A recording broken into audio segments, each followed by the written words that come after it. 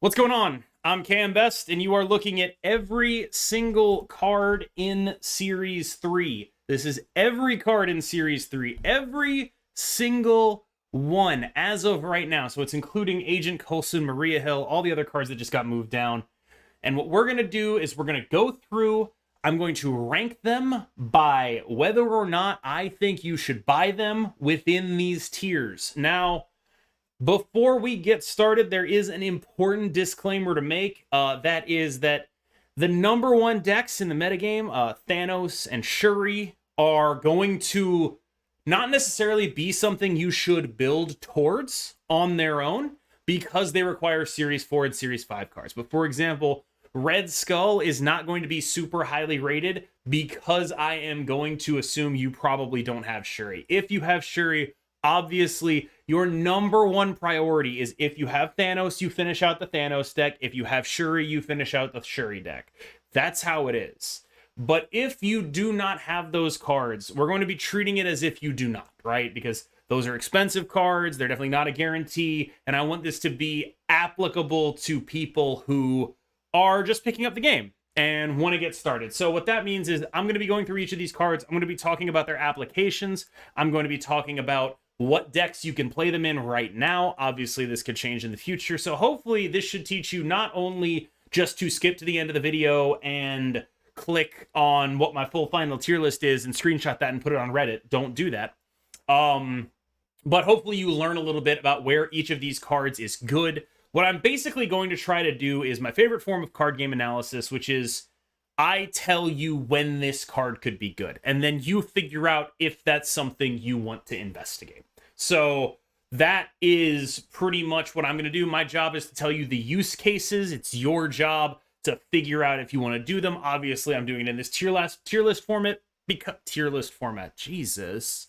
Because it's fun and enjoyable and digestible. But hopefully you take away more than, Cam Best has this card in B and this card in C, so I'm getting B. It's not how that works. Remember that context matters. So let's get started with Absorbing Man.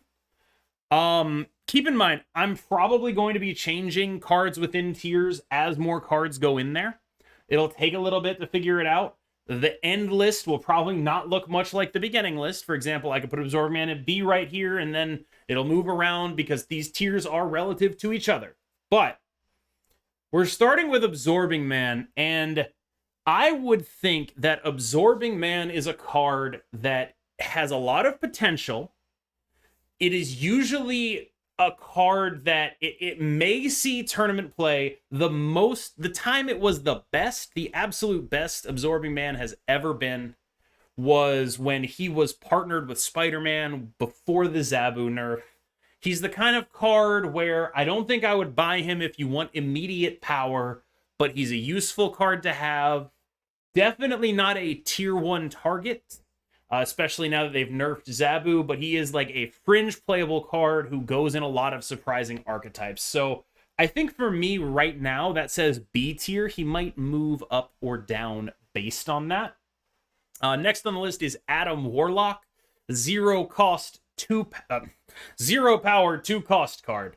That his job is to draw cards. His major use case right now, I've seen him in 2 different places. The first is in Cerebro 3 decks that will want to play Bast into Adam Warlock to draw themselves more accurately. And the second is in Galactus decks, where playing an early Adam Warlock not only helps accelerate you, but it lets you fill up a lane. So if you go 1-drop, Adam Warlock, Electro, something else, they can't arrow your Galactus into a lane with units in it. So it is a viable card in that respect to me. That said, I think the downsides of Adam Warlock, how oddly specific he seems to be, I would think that you probably want to focus other things rather than him. He's going in the C tier, might move him to D later. The next card is, without question, going in the S tier. That's Arrow. She is the number 1 possible card you should purchase anytime she shows up, until further notice. Love her. Absolute queen. Don't even think about doing anything other than getting her. So the next card on the list is Agatha Harkness, who is absolutely a meme card, but is like a vaguely playable meme card. She does some fun stuff, like you can get her out of your hand with Wave or Lady Sif. That's not bad. Like 14 is really, it's a big number. But I think on the whole, her decks are a little bit gimmicky. They are very vulnerable to Shang-Chi because they are unable to like realistically put armor or Cosmo in a lane where she's going. There's a lot of Shang-Chi right now. I would think Agatha goes in C or D tier. Because I think she is about as playable as Adam Warlock. It's just a question of if maybe Adam Warlock should be in D tier too. Agent Coulson is actually a card I really like. He's very specific, but it's very good, especially in battle mode, to introduce randomness into the games that you're playing when there are open deck lists. Also, a very good card with Devil Dinosaur. Honestly, could see him replacing Moon Girl in that deck if the Moon Girl double Devil Dino line doesn't tend to pan out and you have to like hybridize with something else like in the old Dino Darkhawk decks. I am tempted to put Agent Coulson in the B tier. I think he's a solid card. Arnim Zola is... I might be the biggest Arnim Zola hater on Earth. Arnim Zola is a card that is a lot more useful when your opponents don't know you're running him. He's a lot more useful when your opponents aren't playing armor. He's a lot more useful when your opponents aren't playing Cosmo. He has a bunch of different fail states. That said, if you can get Arnim Zola to do his thing, he's a very powerful card. It's a very powerful effect to have. I am putting him in the B tier because despite his power, he's very easily countered. Baron Mordo. There's a lot of misconceptions about this card. People think it's a good disruptive tool, but my view on Baron Mordo is that it is bad Yondu, or big Yondu, however you want to think about it, without the death synergy. So the issue with Baron Mordo is it effectively gets rid of a card from their deck, right? But what that card is, you know, some amount of the time you're going to be helping them. Let's say you got rid of a bad card and they drew the Shang-Chi. That only happened because you drew them an extra card. He does have some fringe synergy with Ronin, but generally Maximus fills that role a little bit better. Bigger body, doing more. Generally, I think Baron Mordo is a bad card. I'm going to put him in the D tier. Beast is a super useful card. I honestly, I'm a big Beast fan. My instinct is to put him in the B tier, and then maybe we'll go through the B tier to see who goes into A. I think the thing with Beast is it's not like he's a key card for a bunch of different archetypes. He's just like a pretty good card. You can put in a lot of stuff. He does good things, but if you try to build around him, he's not really going to be the card that you want him to be. You play him in bounce decks that try to power up the Collector, Angela, and Bishop. It's something like a B or a C for me. I'm thinking B because I'm going to be generous. Speaking of B tier, Black Agar Boltagon. No. Black Bolt is a good card. Now that Stature has come out, I think he's a much better card. That said, you're probably not going to buy it. If you are the one person on Earth who has like 1500 collection level and Stature, feel free. But general purpose pool 3 players, you're not going to buy this guy. You shouldn't buy this guy. Next up is Black Cat, who is sort of mostly played... I've seen her in two main things. One is Hela, where I don't particularly like her. The other is sometimes in like a deck that runs Ghost Rider for other things, you'll run Black Cat as like a failsafe. She's not bad. 3/7 is a lot of stats, but you're never going to need her, right? You're never going to be like, damn, I'm just the Black Cat away from this awesome-ass thing. I'm going to put her in the D tier. Black Widow is a card I've been very down on for a while, but she does have a unique functionality. I can't imagine being the person who needs to buy Black Widow. Like, it's the issue with Black Widow is that in a lot of decks Black Widow is good in, a Lizard or something would be about as good. And so it's very hard for me to say you should ever buy this card. It has a useful effect, especially with Darkhawk, but again, that's a Series 4 card. Without Darkhawk, I don't think she's very good. I want to put her in the C tier. She sees some play in sort of give your opponent a bunch of crap decks because she makes them play that Widow's Bite.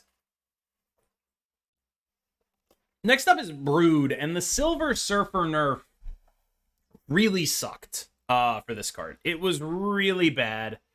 Brood is now sort of relegated to either being played in those nerfed Surfer decks where he's still pretty good, or in Cerebro 2.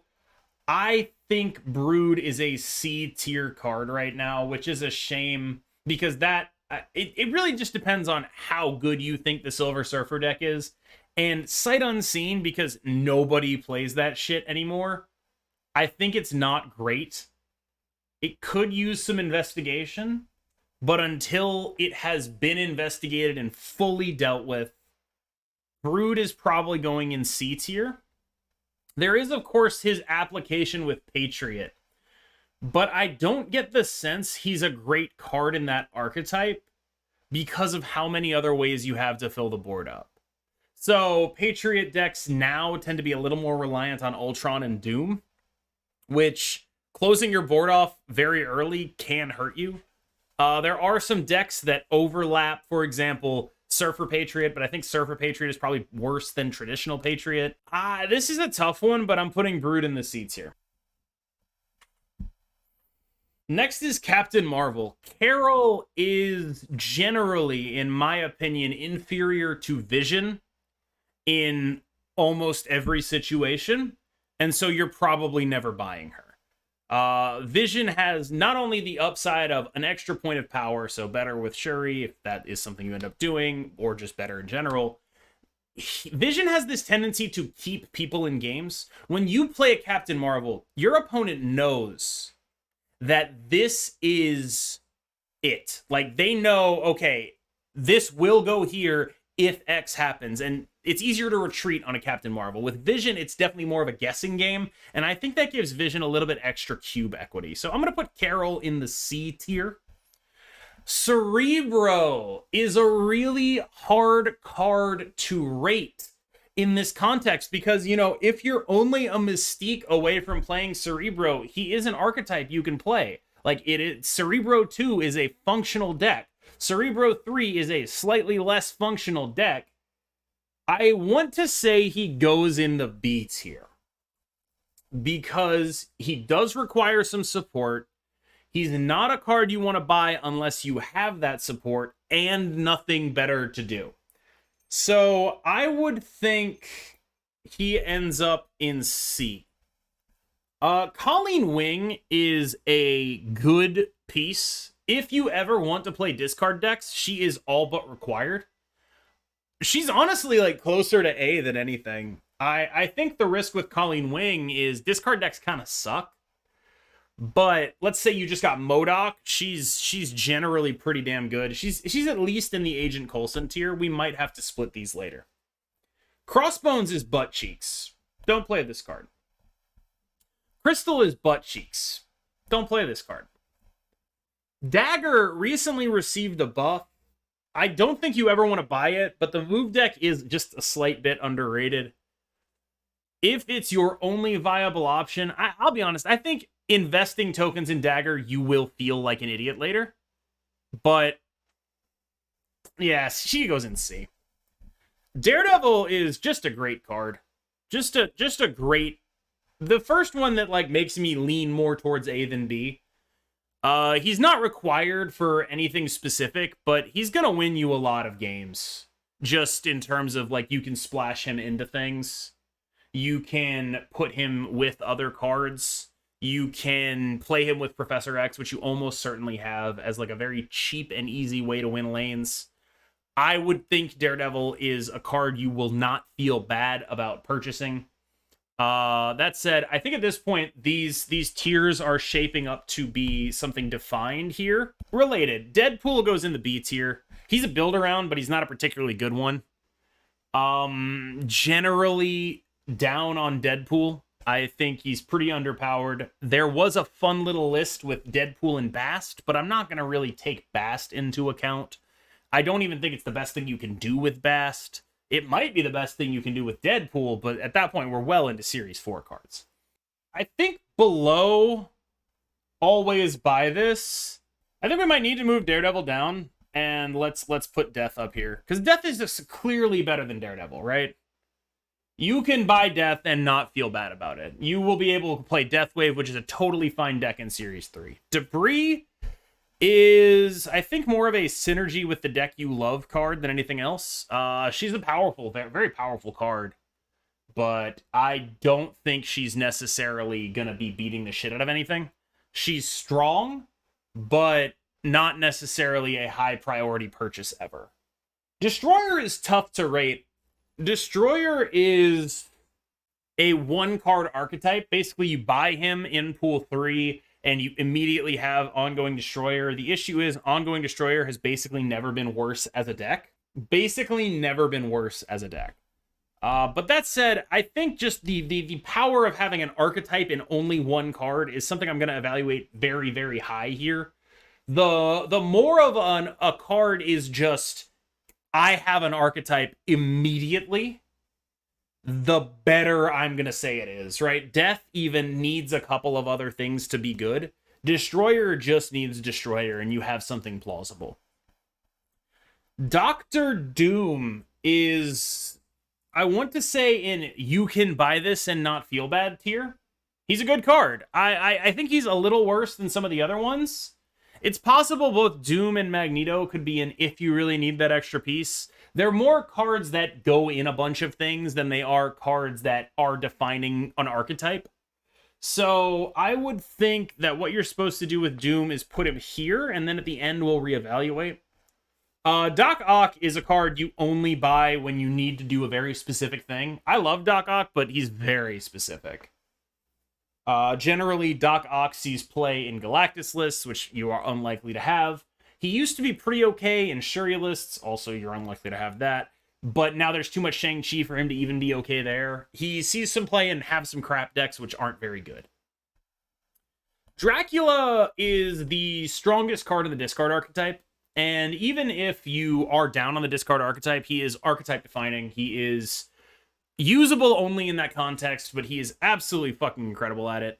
He has previously seen play before the Zabu nerf alongside the Infinite as well. And I think actually Dracula, Infinite, Khazar Zoo is a very underrated deck right now.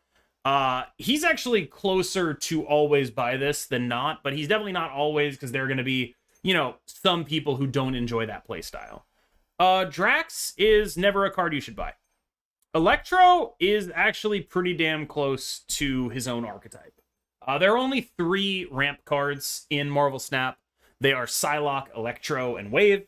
If you want to play ramp, you are going to need this card. It is that simple. With the Sandman buff, I think he's actually better than he ever has been before. Electro into Sandman's a very powerful thing to do. In line with that, it's possible Doctor Doom should be higher because he definitely goes in those Electro decks. I am willing to say I think Doom is a little lower. This is like archetype defining. This is like to push an archetype over the edge. Falcon is not very good.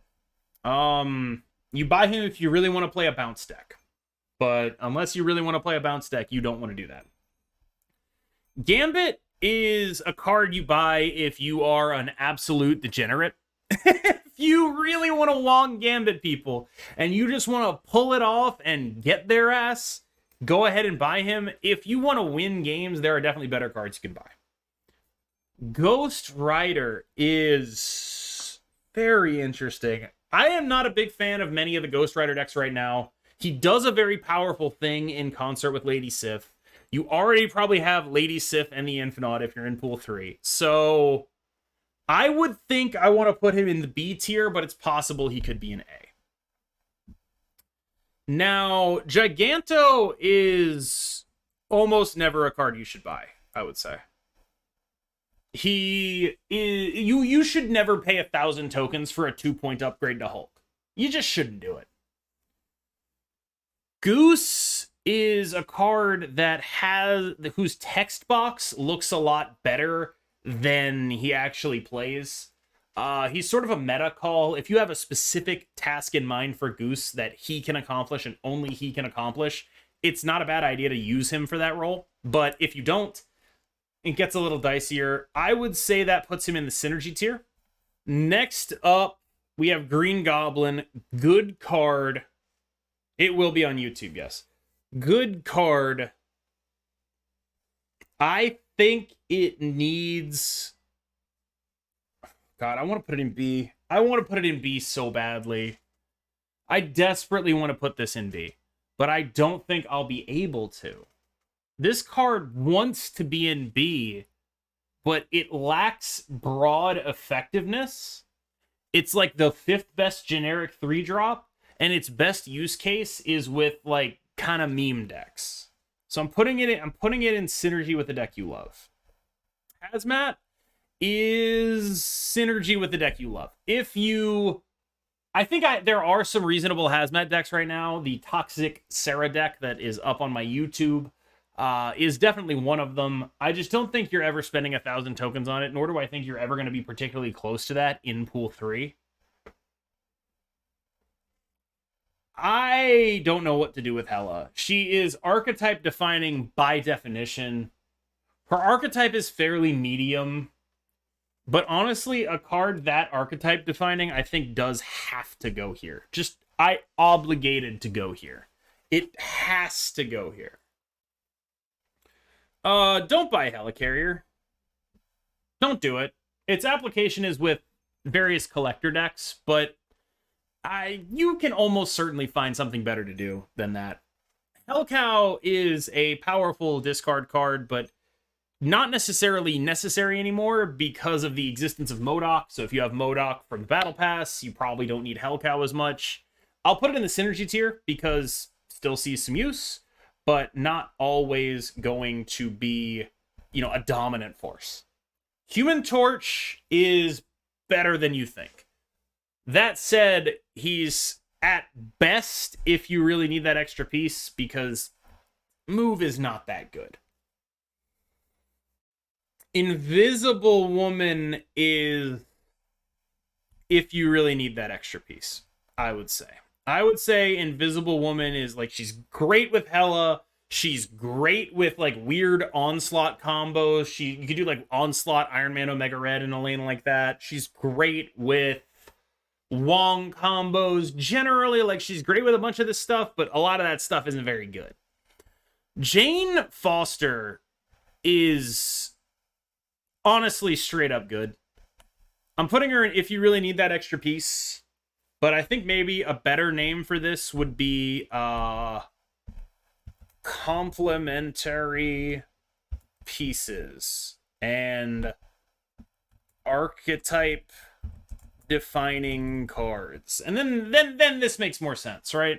So like, for example, she's played a lot in the Lockjaw decks. Speaking of Lockjaw, we'll just skip ahead and say Lockjaw is going to go in the archetype-defining cards as a way of illustrating the difference between them.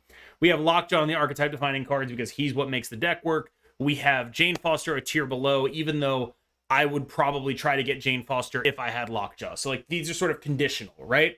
So for example, if you have Hela and Invisible Woman shows up and you want to play Hela, that's how it goes, right? If you have Electro and Doctor Doom shows up and you want to play Electro and a Doctor Doom, that's how it goes.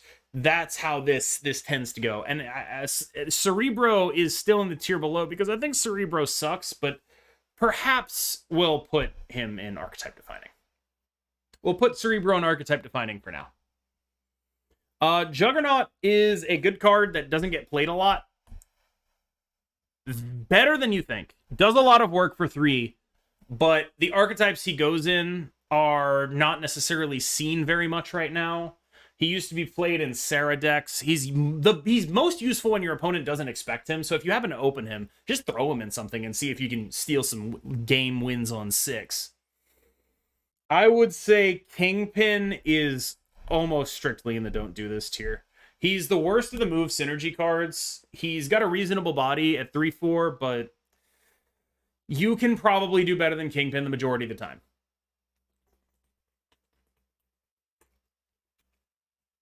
Speaking of you can do better than this, Leader, post-nerf, is not a good card. I don't even know what his use case is. It used to be you would put people in unwinnable situations with him. Now you have to just put them in situations where they just don't expect him. He's still probably going to be able to win games when you can pull him off. But when you can't, he is awful. Luke Cage is in the synergy tier. Obviously the Luke Cage Hazmat combo is very powerful. The Wong stuff is something people like doing. I think both Luke Cage and Hazmat are good cards. I don't think I would buy them from the token shop. Magic is a complementary piece. Magic is, for example, best used with She-Hulk and the Infinite to... You play Magic on turn 5, you pass turn 6, you play She-Hulk and the Infinite, that's 30. Sometimes you play to Moon Girl, that's She-Hulk and the Infinite. You also have all of these demons from the Hood. Generally, it's a I explode with a bunch of power on turn 7 deck, and it requires Magic in order to have the opportunity to dump 6 energy into a She-Hulk, which makes her free. So I think she goes in complementary pieces rather than archetype-defining cards. I think the archetype-defining card there is pretty clearly She-Hulk, but Magic is very good if you want to play that kind of deck. Magneto is so tough. I love Magneto. He goes here, but he, like, just because, like, I have Doom here, I'm being consistent, I'm putting Magneto here. I do think Magneto's a little bit better. But generally, just these are the big game enders that you play on turn 6, and if people don't expect them, you win, right?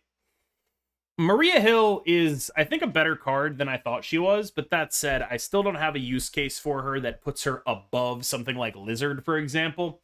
So, given that I don't have a use case for her that puts her above Lizard, I probably don't want to be playing her very much, but there are decks where I do try her in there. Like, for example, if I have a deck that's, like, really low on early curve and, like, tends to float mana, I can put Maria Hill in there, but the issue is I could also just put Sunspot in there, and it kind of accomplishes the same thing.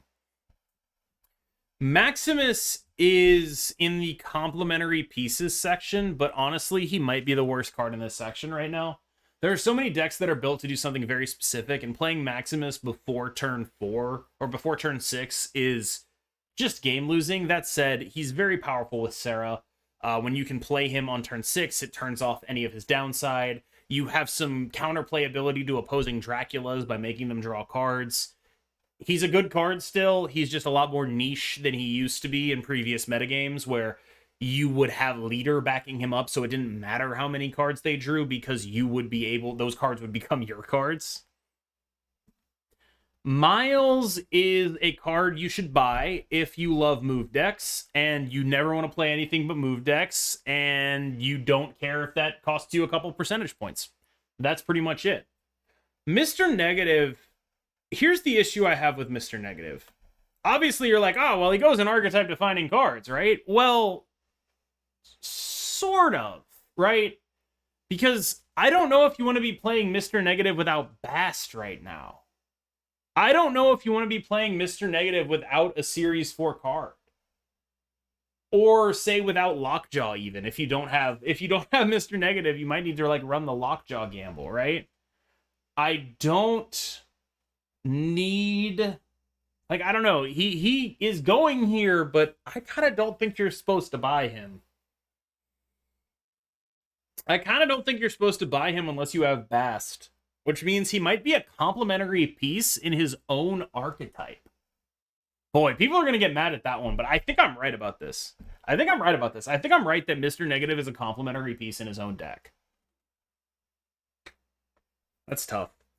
Mojo is almost never going to be worth actually buying, so I'm going to put him in the synergy tier.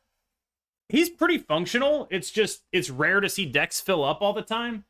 If you need someone to do this, like if you need a card that fills Mojo's role and you really want to pick him up, feel free. I just don't think I would. Classic Negative list still works great. I'm fine. I will listen. I will put Mr. Negative up here.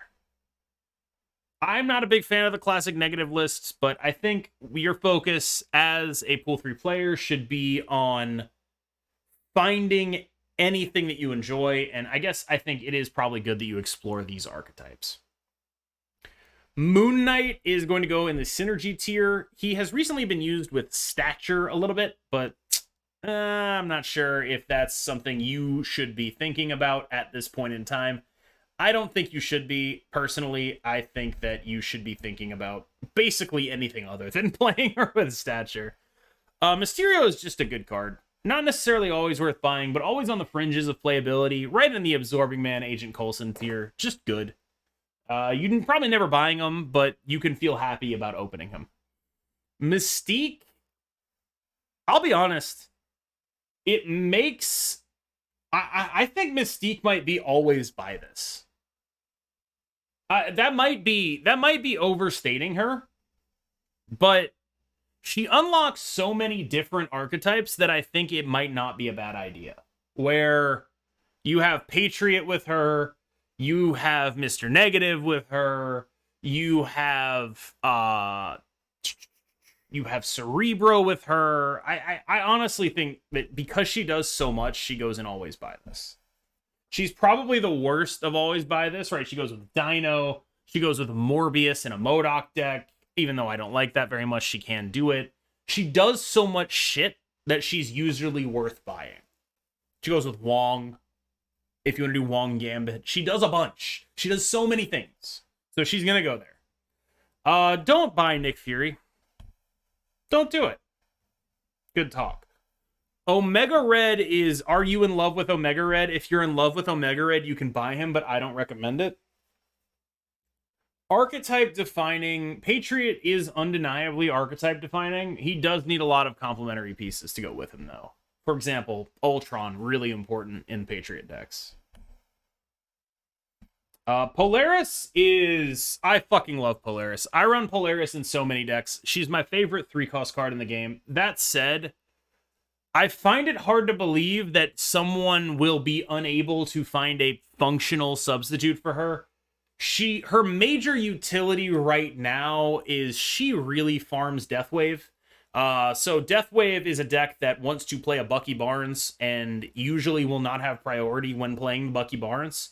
So if they play the Bucky Barnes and you pull it when they're trying to blow up that Bucky Barnes, they're just going to lose the game.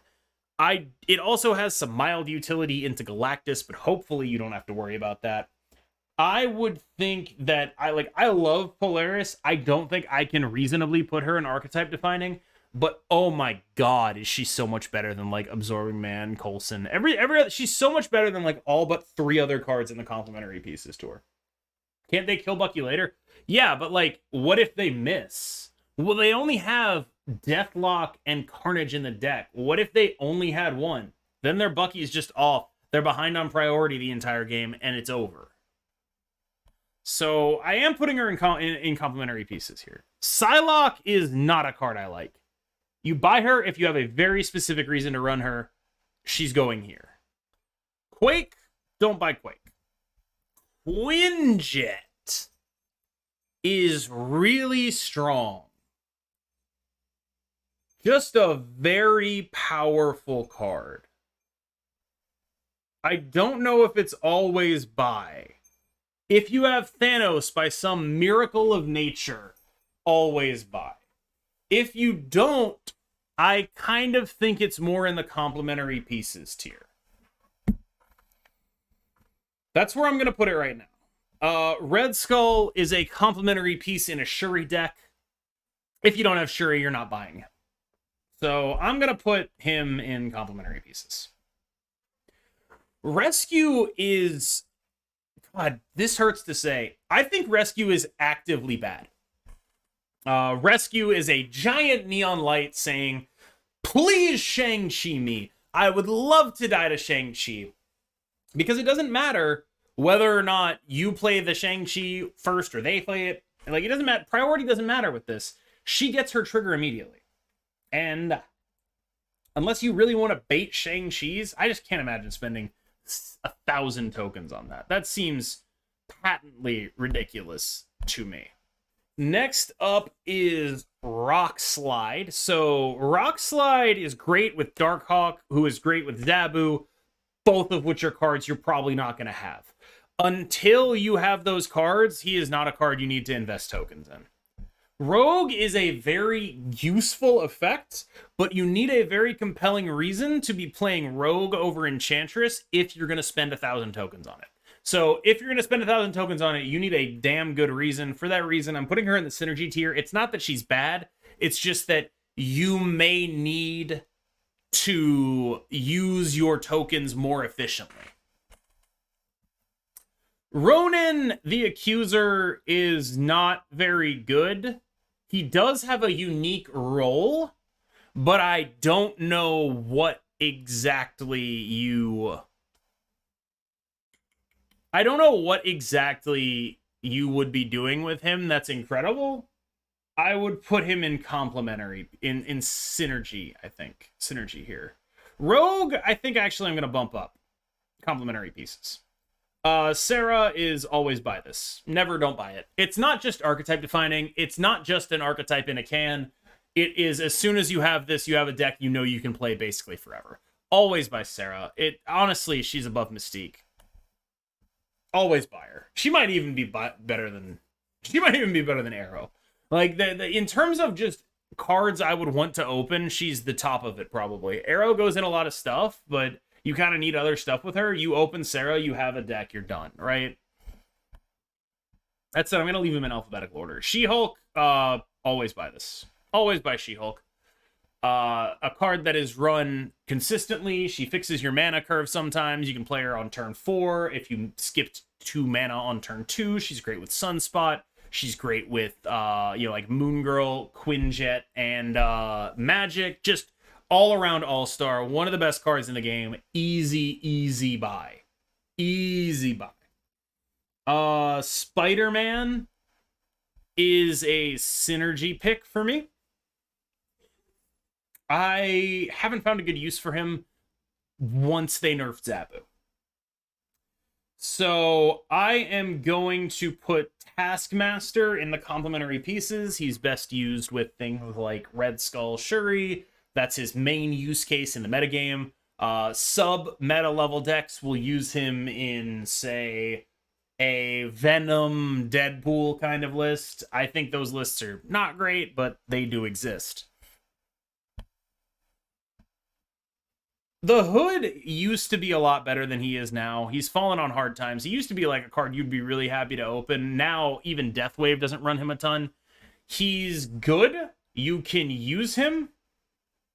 But I think you're going to put him in the synergy tier here. Thor is complementary pieces for sure for the Thor Lockjaw deck. Just a good card that does good card things. Titania is better than you think, but not archetype defining.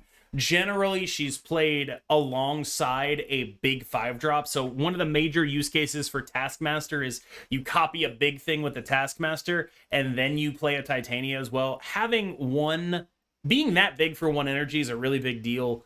For example, you can play her alongside an Arrow. A lot of options for Titania. I think she's a solid complementary piece tier. Now, Typhoid Mary is hard to rate. She normally sees play in Red Skull Zero decks, but She-Hulk has generally approached a point where she's just better than Typhoid Mary at doing that. So I think for that reason, instead of putting her in a complementary pieces tier, I think she goes in the synergy tier. She is just never a card you want to be buying. Ultron is going in complementary pieces for his role in the Patriot deck. Normally, a card would have to do a little bit more than be good in one archetype to be here, but our Ultron is so good in that one archetype that it's fine, right? Like, he's sort of like Thor, or he's sort of like Jane Foster, where it's like, he only gets played in this one deck, but that one deck is worth...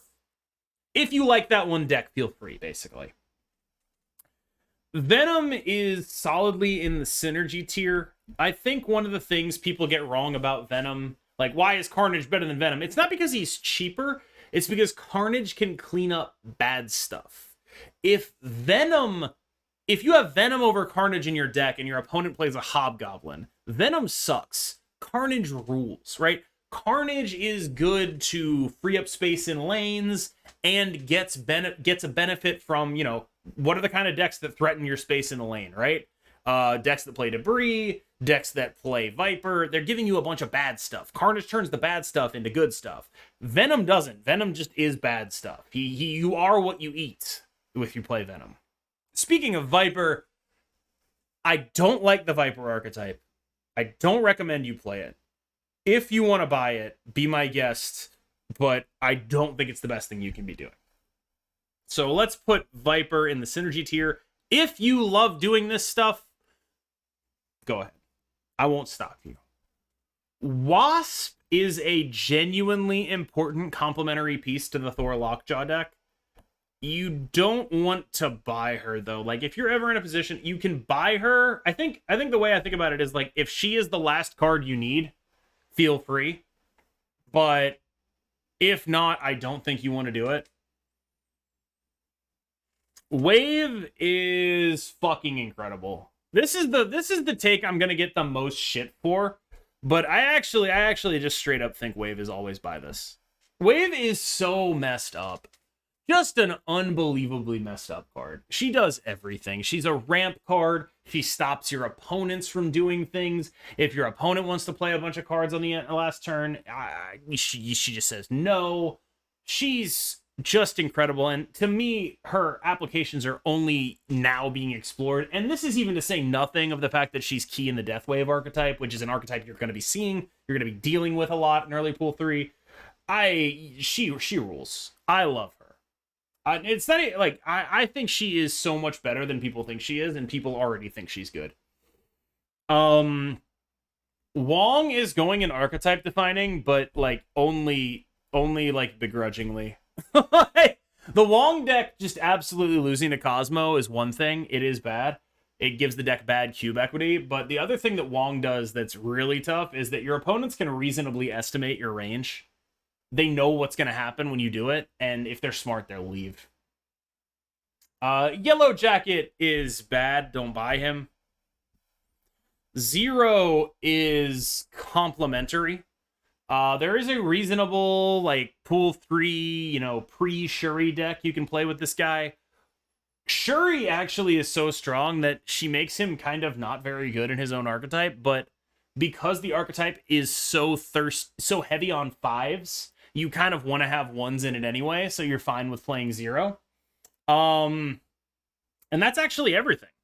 That is every card in Series 3 at the moment, ranked by KM Best. This is my Series 3 tier list. Now, what I'm going to do now is open it up to the floor. My editor can do what he wants with this section. He could maybe just end it here if he wants. I don't really know. I'm going to open it up to the floor and see if anyone in my chat has anything they want to say about it. Anything that you think is wrong, anything you think should be moved up or down a tier, any changes to the tier list itself or the names of the tiers.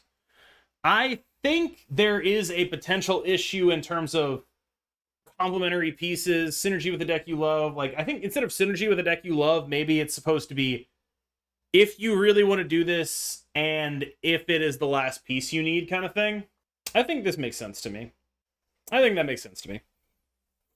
That's going to be the longest YouTube video I've ever released. I think Wasp moves up depending on how we feel about Patriot and give him meta. You know what? That's actually fair. I think that's right, actually. No, that's right. That's absolutely right. Yeah, no, Wasp does move up. Wasp is a complementary piece in multiple decks. She shouldn't have been there in the first place. She should not have been there in the first place.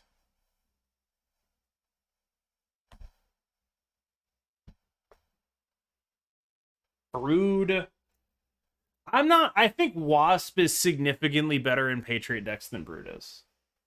I think Wasp is, like, strictly the best.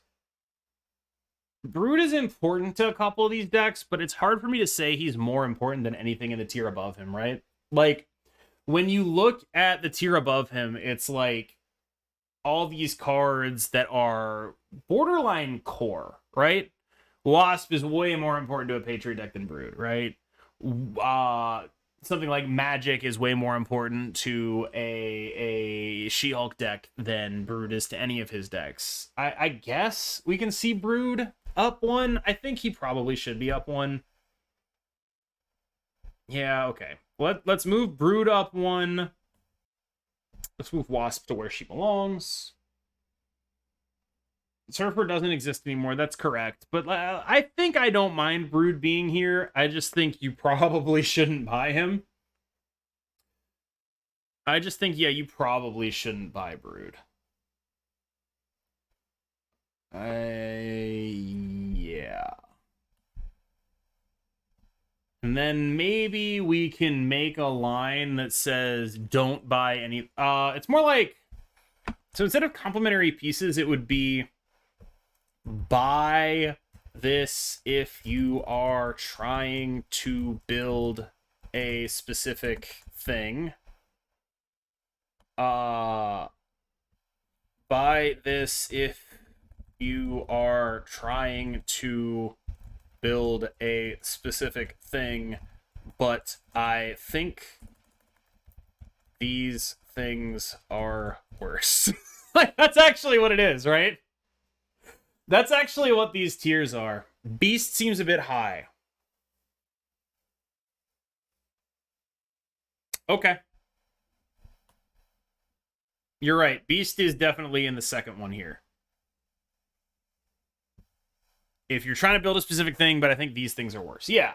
Yeah. That's yeah. Beast is definitely a thing I think is worse, right? This makes sense to me. The hood up one, the hood is kind of bad right now, I think. I'm very down on the hood. He's not even really seeing a ton of play in Deathwave right now because of the importance of priority. He's good in that like She-Hulk deck, but he's like the fourth best thing you want to be copying. I don't really know. I think it's okay. And if Invisible Woman is too high, I'm willing to live with it. You need to have a specific idea of what you want to do with her, but Hela is a specific idea, and frankly, she's okay in that. Deadpool is, if you really want to play Deadpool and you really want to do this shit, be my guest.